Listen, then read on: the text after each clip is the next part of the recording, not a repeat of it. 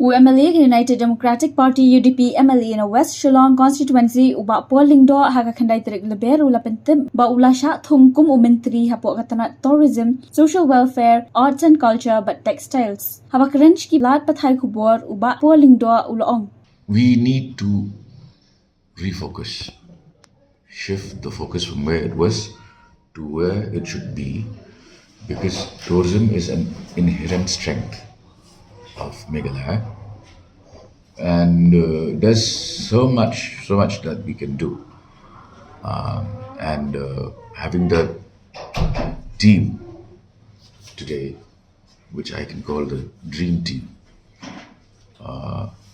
we should be able to accomplish much more and optimize the potential of Meghalaya.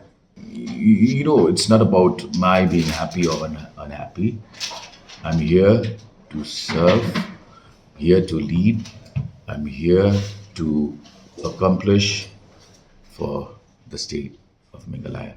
So whatever portfolios have been allotted to me, I will certainly do the best possible to realize the potential, optimize our potential, and try to make a mark in life.